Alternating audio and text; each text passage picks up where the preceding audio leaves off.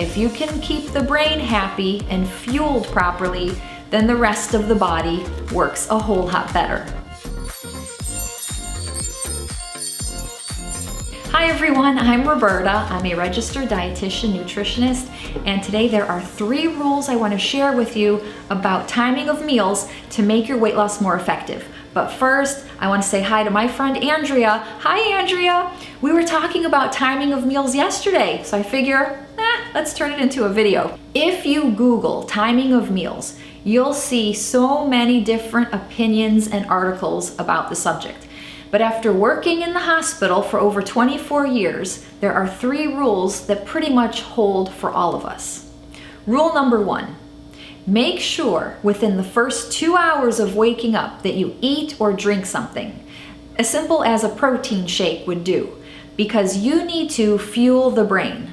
The brain works on glucose. Glucose is a simple sugar, and you predominantly get glucose from carbohydrates, but the body can make glucose out of protein. You need to have something within 2 hours of waking up, or else the brain starts to run out of fuel, and if you don't eat or drink something, the brain will go to the liver for help. Over time, the liver can start to overmake sugar, giving you high blood sugar.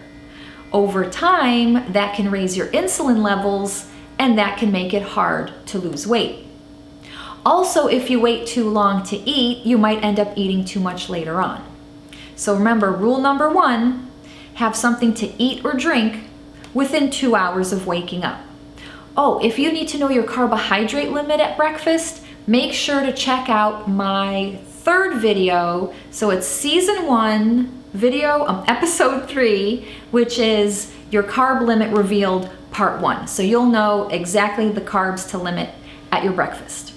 Rule number 2, don't go more than 4 to 5 hours without eating. So when you're thinking about when your breakfast, lunch, and dinner are, ask yourself, are there more than 4 to 5 hours between your meals? If so, then you know you need to put a snack in between the meal.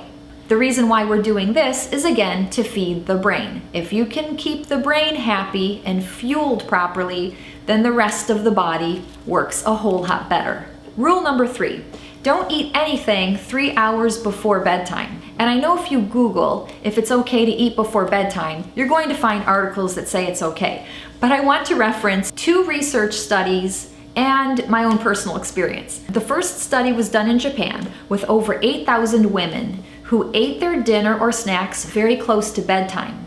And what was found was that they were more likely to develop metabolic syndrome, which is elevated blood pressure, elevated cholesterol, elevated blood sugar, and increased abdominal fat.